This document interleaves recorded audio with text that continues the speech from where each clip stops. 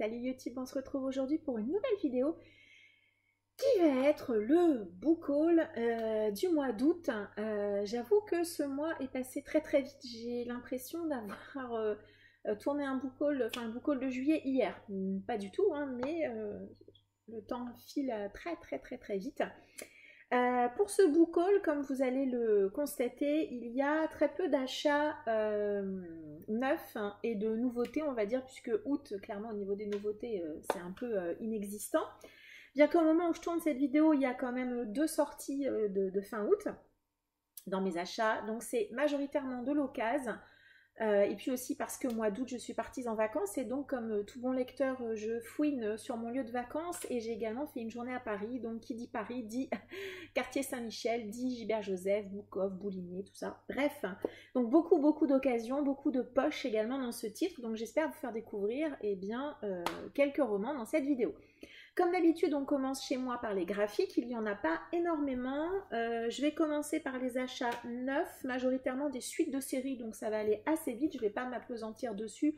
Vous les avez déjà vus pour la majorité, vous les reverrez à nouveau sur les mois suivants. Je me suis pris le tome 5 de l'éternelle édition de Sailor Moon, publiée chez Pika, de Naoko Takeuchi. C'est une très jolie édition en hardback. Je suis toujours un magnifique jaune. Je suis toujours aussi folle des illustrations couleurs, voilà. Je ne sais pas en combien de tomes sera cette édition. En tout cas, moi, je continue à me la procurer au fur et à mesure. Elle est, j'ai pas le prix ici, elle est à 14,90 €, mais franchement, c'est une édition très qualitative. Voilà. Autre suite de série que vous avez déjà vu, je me suis pris le tome 2 de Give My Regards to Blackjack, publié chez Naban. C'est de Shuo Sato. C'est également une réédition en tome double, voilà ce qui explique la taille du pavé. Ici, on va suivre un interne au Japon. Donc voilà, tout l'intérêt de cette histoire, c'est de découvrir le cœur, j'allais dire, du système médical au Japon. Voilà, donc moi ça m'intéresse, c'est une série que j'attendais depuis de nombreuses années, donc le tome 2. De la même manière, j'essaie de suivre les séries, enfin les tomes quand je les trouve, même si j'avoue que cette série Give My Regards to Blackjack n'est pas forcément facile à trouver dans mon coin. Ensuite, je me suis pris un tome 4 avec Escale à Yokohama de Hitoshi Ashinano. C'est donc publié chez Meian. Idem, je poursuis cette série feel good science-fiction où on va suivre Alpha, donc la jeune demoiselle qui est en couverture et qui tient un café. Voilà. Série feel good, pareil, je prends les tomes au fur et à mesure. Ah, on a quelques très jolies pages couleurs. Le dessin est un petit peu épuré. Mais du souvenir que j'ai en tout cas de l'animé, je trouve que ça colle très bien à l'ambiance très douce, très cocon de cette série. Ensuite, on va passer à toute autre chose, toujours dans les graphiques. Je me suis trouvé Dracula, donc d'après l'œuvre de Bram Stoker, c'est publié chez Nobinobi dans leur collection les classiques en manga. Les dessins sont dans Virginia Nituhei. Voilà. Donc bah, voilà, c'est l'adaptation de Dracula en manga. Autant cette collection, souvent je la prends plutôt pour mes enfants parce que ce sont des grands classiques adaptés en manga. En plus, vous avez un petit marque-page en tissu. Ici, moi, j'aime beaucoup le Dracula de Stoker, donc j'avoue que celui-ci, c'était plutôt pour moi. Voilà, bien que j'essaierai tout de même de le faire lire aux enfants, mais celui-ci, il est plutôt pour moi.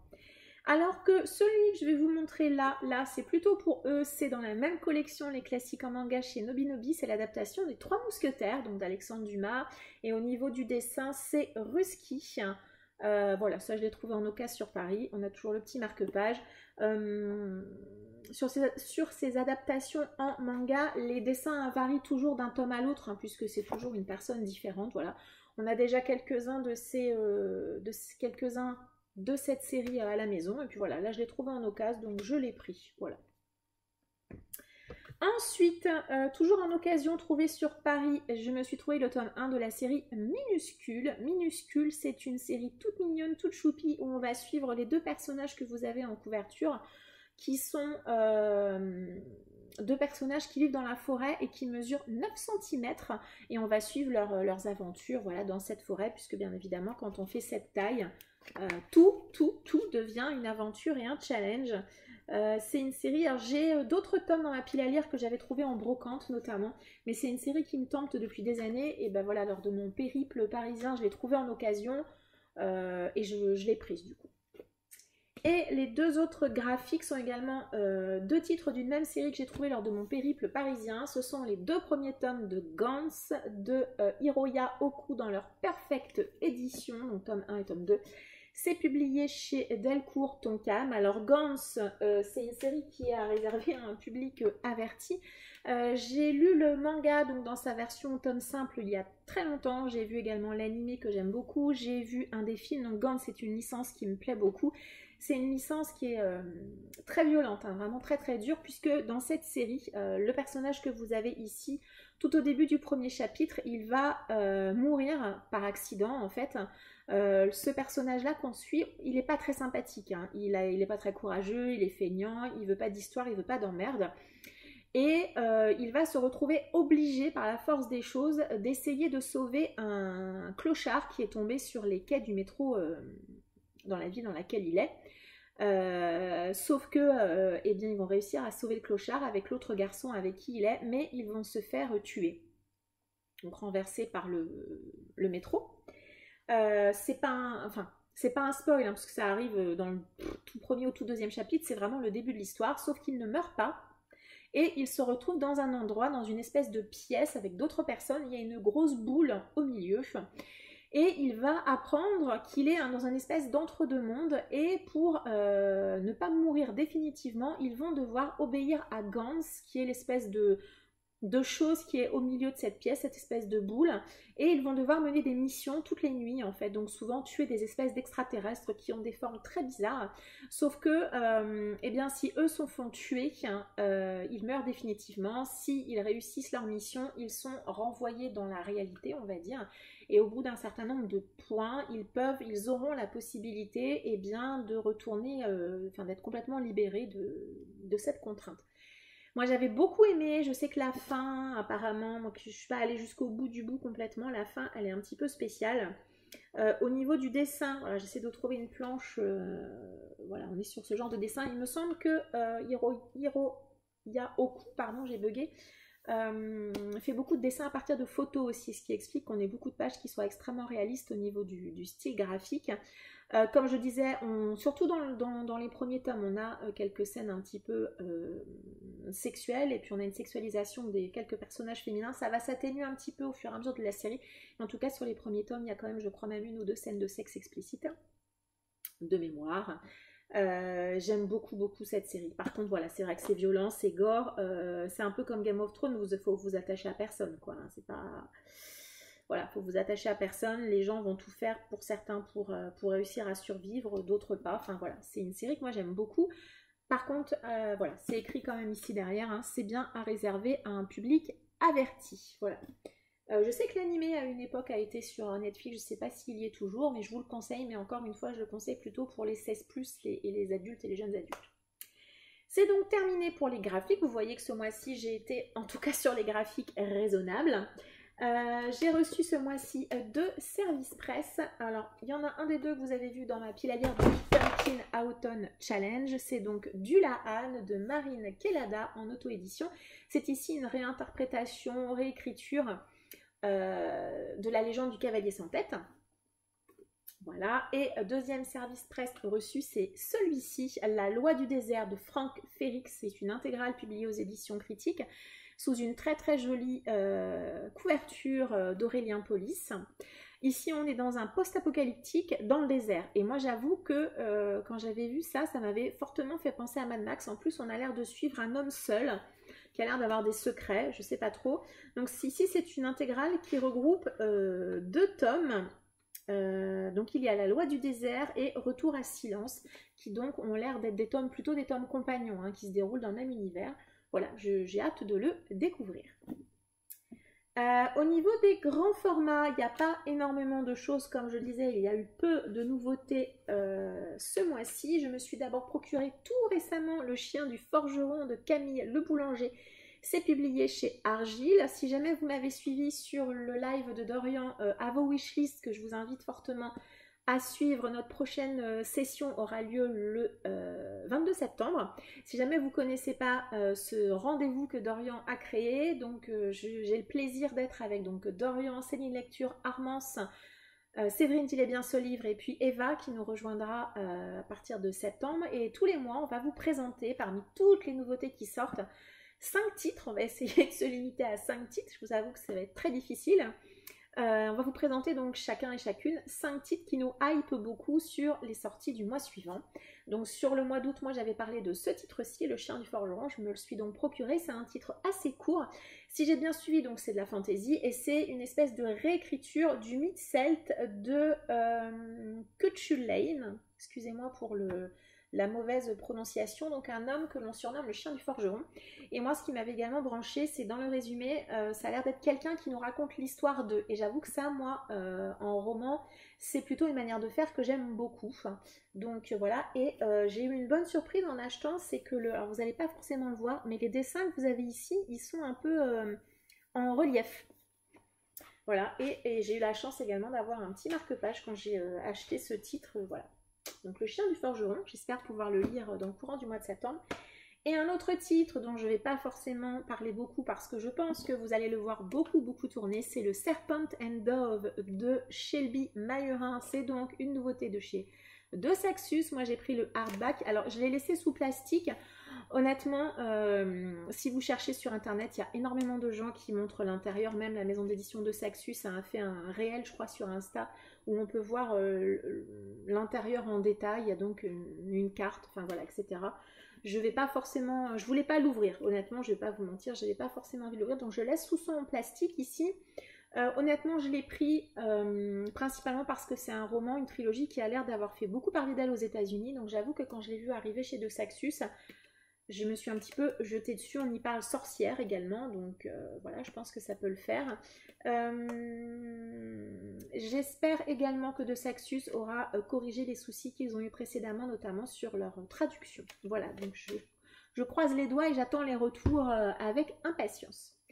Et puis les 3 derniers grands formats que je me suis pris, ce sont des titres que vous avez peut-être vu passer, puisque en kiosque il y a, alors l'année dernière je crois que nous avions eu les romans éternels, un peu sur le même concept, et cette année ils ont remis ça, les éditions RBA, mais cette fois-ci avec les maîtres du fantastique. Donc je me suis pris les 3 premiers numéros, c'est donc une collection que vous trouvez en kiosque, de grands classiques de l'horreur fantastique, etc. Voilà, qui sont réédités franchement dans une très jolie édition. Les traductions sont parfois un petit peu anciennes, voilà, puisque souvent ils reprennent des traductions qui ont déjà été faites. Dans ce tome 1, on n'en a pas beaucoup, mais là il n'y en a qu'une. Hop, là il n'y en a qu'une. Mais j'ai notamment un autre tome, je vais vous montrer après, où il y a quelques illustrations. Là, ça, je pense que ça dépend vraiment des ouvrages. Donc moi, je me suis pris le tome 1 qui était La machine à explorer le temps. Je me suis pris ensuite le tome 2 que je n'ai pas encore ouvert, c'est donc le Frankenstein de Mary Shelley. Donc La machine à explorer le temps et Frankenstein, je les ai déjà lus il y a longtemps, mais je prendrai grand plaisir à les redécouvrir dans cette jolie édition. Et puis le dernier numéro pour le mois d'août, c'était celui-ci, donc c'est Le Chat Noir et autre histoire extraordinaire, donc d'Edgar Allan Poe. C'est dans celui-ci où on a un petit peu plus d'illustrations. Je pense que voilà, ça dépend vraiment de chaque titre. Ici on a 28 nouvelles je crois, dont Le Chat Noir, mais voilà, 28 nouvelles d'Edgar Allan Poe. Je suis loin de les avoir toutes lues, mais ça sera une très bonne occasion. C'est vraiment ces jolies éditions. En plus je trouve que le papier il est assez agréable. Enfin voilà, je trouve moi que ces éditions, alors certes elles sont à 11,90 €, ça reste des titres. Si vous avez envie de les découvrir, pour la majorité ils sont dans le domaine public, donc en e-book ils sont gratuits. Mais j'avoue que moi, notamment, ne serait-ce que Frankenstein par exemple, je n'ai jamais eu de jolie édition de ces grands classiques de la littérature. Et moi je suis vraiment très contente, voilà, de cette collection. Et donc je vais continuer de les acheter. Alors peut-être pas tous, en tout cas j'avoue que j'ai commencé à regarder un peu ce qui allait s'annoncer. Et il y a quand même beaucoup de titres qui me plaisent. Donc vous risquez de les voir quand même très régulièrement. Voilà. Donc c'est terminé pour les services presse, les grands formats neufs et les graphiques. Et on va passer tout le reste de la vidéo. Ce ne sont que des achats d'occasion. Alors, il y a certains, je sais à peu près où je les ai eus, mais vous avez, comme d'habitude, de l'Emmaüs, de la recyclerie, il doit y avoir du Easy Cash, peut-être aussi du Nose, je crois, pour un ou deux titres. Et puis après, lors de ma virée parisienne, du Gibert, du Boulinier, du Boucoff, enfin bref, voilà. De la seconde main, en veux-tu, en voilà. Vous savez que la seconde main chez moi, c'est la vie. Par contre, j'avoue que ce mois-ci, je m'étais mis comme auto-défi de n'acheter pas de livres d'occasion sur internet et c'est-à-dire pas de commande Vinted, pas de commande Rakuten et j'ai réussi, je suis assez fière de moi. Je vais essayer de rempiler sur septembre et de ne pas faire de commande d'occasion internet. Je vais essayer. Je ne promets rien, mais je vais essayer. Alors tout d'abord un titre, je crois que celui-ci je l'ai trouvé en boîte à livres, c'est un titre asiatique de Kanai Minato, Les Assassins de la 5e B, c'est publié au Seuil. Alors honnêtement je ne vous cache pas que je l'ai pris parce que c'était un auteur asiatique, pas très long, je ne connais pas du tout, ça a l'air d'être un policier tout simplement. Donc j'en sais pas beaucoup plus. On me dit qu'on va suivre une petite fille de 4 ans est retrouvée morte noyée dans la piscine du collège où enseigne sa mère. Un mois plus tard, donc la mère de cette petite fille noyée accuse 2 élèves de la 5e B et lui promettent de se venger de la mort de sa fille. Donc voilà, je pense que ça va être, j'allais dire fun. Je pense que ça peut être très intéressant. Vous savez que moi j'aime beaucoup la littérature asiatique et voilà, j'étais ravie du coup de tomber sur ce titre en boîte à livres. Celui-ci c'était une boîte à livres. Ça je suis certaine aussi, c'est un achat de chez Nose. Je me suis trouvé La Muse de Rita Cameron, c'est publié chez Milady. Il me semble que c'était Maureen du Bazar de la littérature qui avait parlé de ce titre plutôt en bien.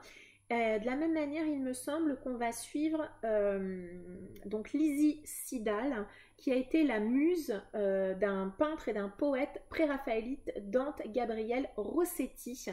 Je ne suis pas une grande spécialiste, une grande amatrice d'art, mais je sais que quand Maureen en avait parlé, ça m'avait beaucoup branché. Donc voilà pourquoi ce titre était arrivé dans ma wishlist et j'ai fini par le trouver. Un autre titre, trouvé celui-ci chez Easy Cash et j'en étais ravie, c'est donc le roman de science-fiction qui est à l'origine du film Edge of Tomorrow de Hiroshi Sakurazaka. C'était publié chez Kazé.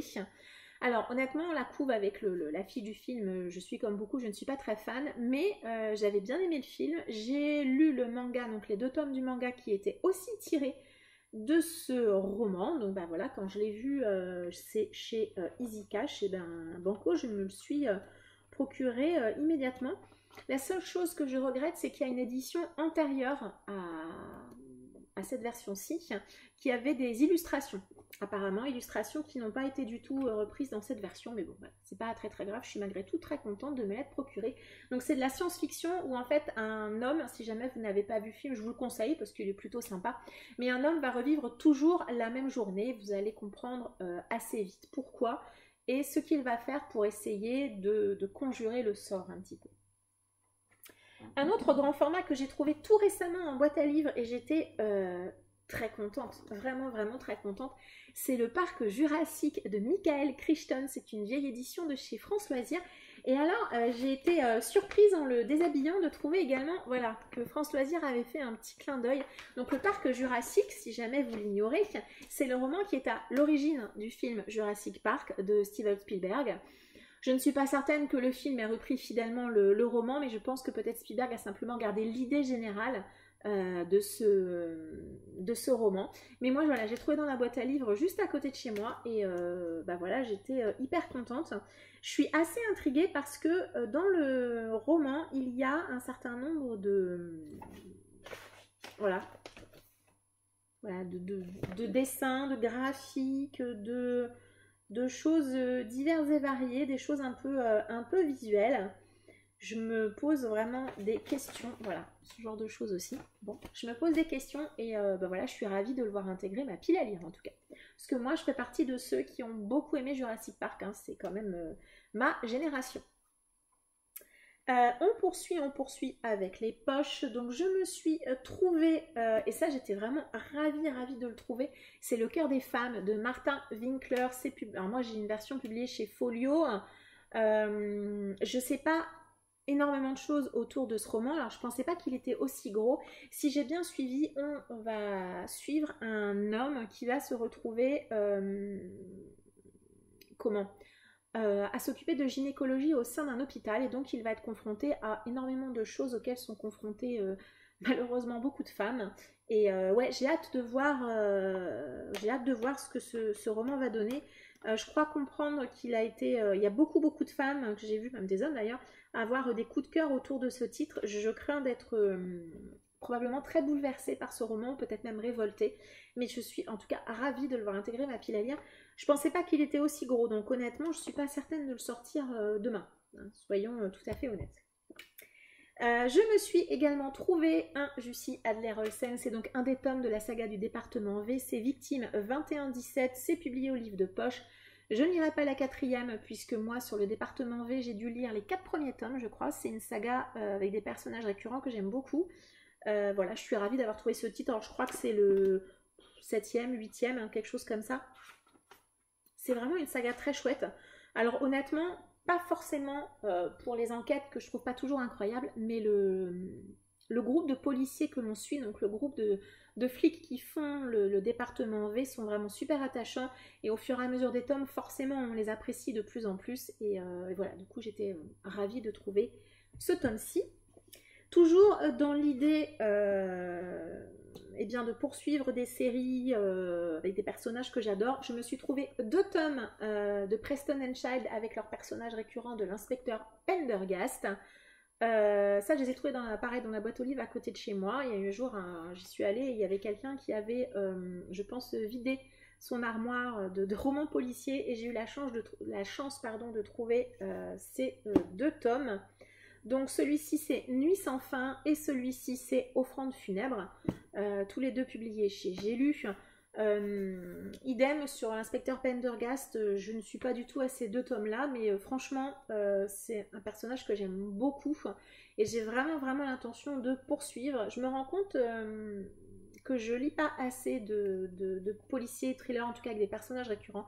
C'est vraiment quelque chose que j'aime beaucoup. Je sais pas, je prends toujours plaisir à retrouver des personnages que je connais et à suivre malgré tout leurs histoires qui sont un peu en arrière-plan des intrigues policières qu'on a dans ces différents romans. Bref, je suis ravie d'avoir ces 2 tomes qui intègrent donc ma pile à lire. Dans un tout autre genre, mais vraiment on passe du coq à l'âne, hein. Voilà, Juliette Bond, mon ex, sa copine, mon faux mec et moi, c'est publié dans la collection Harlequin. C'est donc une romance de Noël. Je ne ressens pas de besoin de lire la quatrième sur ce type de roman. Dans mon souvenir, j'ai entendu plutôt des retours positifs des amateurs de romance, donc je crois que j'ai trouvé chez Emmaüs, celui-ci. Celui-ci, je l'ai également trouvé chez Emmaüs. On va retourner un petit peu en science-fiction avec un classique, Pierre Bordage, Les Derniers Hommes. Donc c'est publié chez J'ai lu.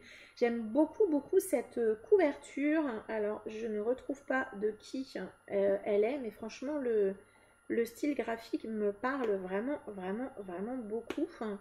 C'est une illustration de Casa. Voilà, j'ai trouvé, c'était écrit derrière, j'ai légèrement décollé l'étiquette. C'est de la science-fiction, de mémoire c'est un grand classique. Ce titre est dans ma wishlist depuis très longtemps, vraiment très longtemps. J'avais dû voir peut-être une vidéo ou lire un article avec ces classiques de la SF française à avoir lu, puisque Pierre Bordage est un auteur français. Si je suis un petit peu la quatrième, on est dans le futur après la 3e guerre mondiale. On me dit qu'en Europe, l'Europe a été dévastée par des pollutions chimiques, nucléaires et autres, et que les quelques ressources qui restent sont partagées entre les hommes qui survivent. Et on va suivre Solman le boiteux. Voilà. Oh, il y a un espèce de petit côté un peu fantasy quand même malgré tout, mais bon voilà, il était dans ma wishlist, il me semble que c'est un classique. Un roman que j'ai pris, vous allez voir la couve, vous allez comprendre pourquoi je l'ai pris, de Jérôme Noirez, Le chemin des ombres, c'est aussi publié chez J'ai lu. Honnêtement je l'ai pris parce que on est clairement dans de la fantasy ou de la science-fiction japonisante. Voilà, j'ai pas besoin de beaucoup plus. En plus il est tout court et il me semble que c'est un one shot, donc voilà. Je me suis trouvée, et alors étonnamment, c'est un auteur qu'on ne trouve pas forcément facilement en Emmaüs ou magasin de seconde main. C'est Barjavel avec Le Grand Secret, publié chez Pocket. Alors de Barjavel, j'ai lu quelques titres. Il y a parfois des choses un petit peu problématiques, une vision de la société et des femmes un petit peu archaïque, en tout cas sur les romans que j'ai lus. Mais je continue d'avoir envie de découvrir cet auteur, donc notamment avec Le Grand Secret. Voilà, j'avoue que typiquement, moi Barjavel, j'ai pris ce roman pour l'auteur sans forcément essayer de savoir beaucoup de quoi ça parlait. Barjavel, grand auteur que j'ai envie de découvrir, donc quand je trouve certains de ses titres, je les prends.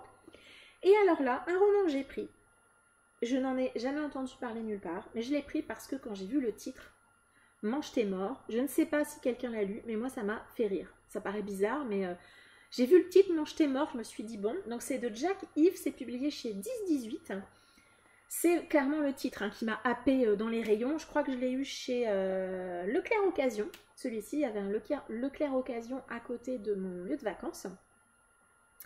Et Mange tes morts, je sais pas, le titre m'a complètement happé. Donc de ce que je vois, donc on a un jeune homme de 14 ans qui disparaît, qui est enlevé en rentrant de l'école. On exige une rançon.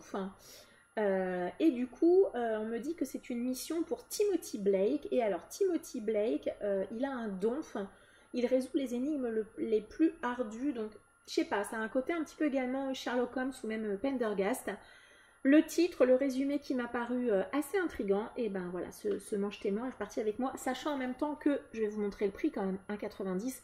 J'ai pas pris un risque incroyable. On est d'accord.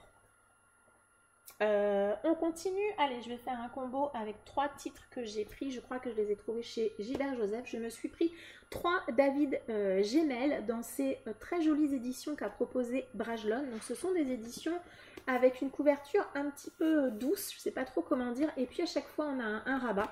Donc j'avoue que j'aime beaucoup ces éditions, donc j'essaie tranquillement de compléter les David Gemmell comme ça quand je les trouve. Donc je m'en suis trouvé 3, honnêtement je ne sais pas forcément de quoi ça parle. Mais voilà, je les compile et je me dis un jour je les lirai. C'est de la fantaisie assez classique, puisque la plupart de ces titres sont pas forcément très très récents. Et voilà. Donc je me suis trouvé Le Roi sur le Seuil. Et je me suis trouvé les tomes 2 et les tomes 3 de Waylander. Il y avait aussi le tome 1, mais il était complètement défoncé. Donc voilà, autant je veux bien les avoir d'occasion, mais de là à les avoir complètement explosés. Donc voilà, tant pis, j'ai pris que les tomes 2 et les tomes 3. Ce que c'était déjà très bien. Ensuite, vous savez également que j'aime bien prendre des séries dont je n'ai jamais entendu parler nulle part, ce qui est le cas de cette série que j'ai aussi trouvée chez Gibert. C'est une série qui est écrite par un auteur russe, donc c'est publié chez J'ai lu, c'est la trilogie de Alexei Pekov, Les Chroniques de Siala, donc ça c'est le tome 1, le tome 2 et le tome 3, donc j'ai vu après que sur Libradic les notes avaient l'air d'être plutôt bonnes. Moi, ce qui m'a hypé, donc déjà, honnêtement, il y avait les 3 tomes chez Gibert. Donc ça, c'est toujours chez moi un intérêt supplémentaire, on va dire. C'est un auteur russe, donc moi, j'aime bien. Alors, il faut savoir que j'ai des origines de pays de l'Est, donc forcément, dès que je vois quelque chose qui vient de ce coin-là, ça m'intéresse. Et puis, au niveau du résumé, honnêtement, on est sur... c'est pas le résumé du siècle, quoi. Ça a l'air hyper classique. On me parle de terre désolée, de géants, d'ogres, de créatures maléfiques. Voilà. Un voleur, bon, je pense pas que ça soit hyper original, en tout cas au niveau du résumé de départ. Par contre, à voir comment ça va être tourné, proposé, écrit. Et puis moi, voilà, un auteur russe, une série complètement inconnue. Chez moi, ça marche quand même bien, ce petit combo. Ensuite, je me suis trouvé, je sais pas où celui-ci, peut-être, je ne sais plus. Je me suis trouvé un Michael Crichton, Prisonnier du temps. Vous avez vu que là j'ai un espèce de retour sur l'historique, l'aventurier, j'allais dire un peu le style Da Vinci Code, le thriller ésotérique. Voilà, je trouvais un peu le mot. Prisonnier du temps, Michael Crichton. J'ai pas forcément besoin de savoir de quoi ça parle. Je l'ai pris principalement pour le nom de l'auteur, tout simplement. Je me suis trouvé également le Zoo de Jean Phillips, publié chez 10-18. C'est un petit thriller. Alors, de ce que je me rappelle bien, c'est donc une mère et son fils qui donc sont dans un zoo, tout simplement. Ils se promènent. Le zoo est sur le point de fermer, et sauf que apparemment au dernier moment, à l'heure de la fermeture, ils ne vont pas quitter le zoo et il va se passer quelque chose dans ce zoo. Alors est-ce que c'est genre une attaque ou je sais pas trop, vraiment la mère va être obligée de protéger son fils. Dans mon souvenir, il me semble que Séverine dirait bien ce livre n'avait pas forcément été hyper hypé, mais moi j'aime bien le point de départ dans ce zoo, cette mère qui va a priori faire le maximum pour protéger son fils. Ça m'intéresse bien, il est resté dans ma wishlist depuis toutes ces années, et là bah voilà, je suis tombée dessus, donc je l'ai embarqué. Un autre tome 1 d'une série qui est dans ma wishlist depuis super longtemps, c'est celui-ci. C'est une enquête du commissaire aux morts étranges, c'est de Olivier Bard de Cabusson, et ce tome qui me semble-t-il le tome 1, c'est Casanova et la femme sans visage, publié chez Babel. Je suis ravie de l'avoir trouvé parce qu'il me semble qu'ici on est entre l'historique et un petit peu fantastique. Voilà, on verra bien. Moi, je sais que je l'avais mis dans ma wishlist. Pareil, ça fait hyper longtemps qu'il y est. Donc, voilà, je suis ravie. Si jamais vous l'avez lu, d'ailleurs, n'hésitez pas à me dire en commentaire ce que vous en avez pensé. Parce que je me semble ne pas avoir vu beaucoup passer cette série. Il n'y a plus que 2 piles. On est pas mal, hein? Allez, on retourne en science-fiction, ouais, avec Le Prestige de Christopher Priest, publié chez Folio SF. C'est un roman qui est dans ma wishlist de la même manière depuis très longtemps. C'est un classique de la science-fiction. Il a remporté un prix, me semble-t-il, c'est ça, le World Fantasy Award catégorie meilleur roman. Il y a un film qui est tiré de ce roman. Film que je n'ai pas vu, je l'ai un petit peu entreaperçu puisque mon mari, lui, l'a visionné au moins 2 fois, je crois. Je sais pas, on me le vend comme un espèce de combat entre 2 magiciens. Donc voilà, c'est un titre qui m'intrigue depuis longtemps, vraiment, vraiment très longtemps. Ensuite, je me suis trouvé un Brandon Sanderson, L'Alliage de Justice, c'est le tome 4, donc c'est la 2e trilogie de Fils des Brumes. Est-ce que j'ai commencé à lire la première trilogie? Non, bien sûr que non. Pourquoi? Achetons des livres alors qu'on n'a pas lu le début de la série? Pas du tout. Sachant que ces tomes-ci ont l'air... en tout cas, ce tome-ci est beaucoup, beaucoup plus petit que ceux de la première trilogie. Bon, par contre, j'ai déjà lu du Brandon Sanderson. Je sais que c'est un auteur dont j'aime beaucoup la plume, donc je prends pas un risque incroyable. Je pense pas être déçue. Un titre que je n'ai vu passer nulle part, c'est Le Samouraï de David Kirk, publié au livre de poche. À votre avis, pourquoi l'ai-je pris? Samouraï, inspiration asiatique. Ici, si j'ai bien suivi, on va y suivre plus ou moins la légende de Miyamoto Musashi. Voilà, on est dans le Japon du XVIIe siècle, me semble-t-il. Voilà, pareil, j'ai jamais vu aucun avis sur ce titre. Je l'avais mis, alors dans ma wishlist, ne me demandez pas pourquoi. Comme j'ai tendance à fouiner pas mal, que ça soit sur les sites d'occasion ou autres, peut-être que j'étais tombée dessus par hasard et il m'avait intriguée. Donc voilà, du coup je l'ai trouvé en vrai, donc je suis repartie avec. Un autre énorme classique qu'il faudra bien un jour que je lise, c'est Le Poète de Michael Connelly. C'est publié au livre de poche. J'aime bien cette édition, je la trouve vraiment sympa. Je sais pas pourquoi, elle a rien d'incroyable, hein, mais je la trouve vraiment fun. Aucune idée de quoi ça parle. Je sais que c'est un énorme classique, que quasiment tous ceux qui l'ont lu l'ont aimé. C'est une belle pavasse quand même. Hein. 750 pages, prix Mystère de la critique en 1998. Je n'ai pas lu le résumé, honnêtement, je n'ai aucune intention de le lire. Ça fait partie de ces titres que j'ai envie de découvrir vraiment sans rien en savoir du tout. Ensuite, je me suis trouvé un Richard Matheson avec La Maison des damnés, publié chez J'ai lu. Richard Matheson, j'ai lu, je crois, Je suis une légende, déjà. Voilà, j'aimerais lire L'homme qui rétrécit, mais je n'ai jamais eu la chance de le trouver. Celui-ci, je crois que ça fait partie de ceux qui sont recommandés par Jodie, des livres de la crypte, je crois. Et voilà, j'ai eu la chance de tomber dessus quasiment quelques jours après, donc j'en suis ravie. Aucune idée de quoi ça parle, j'aime beaucoup la couverture. Je suis vraiment super contente d'être tombée sur cette édition-là particulièrement, parce que cette espèce de couverture, alors je sais pas comment ça s'appelle cet effet, un peu en Inception. Je sais pas comment s'appelle cet effet, mais j'aime beaucoup en tout cas. un tome 2, le tome 2 des Chroniques de Vampires de Anne Rice, Lestat le Vampire, publié chez Pocket.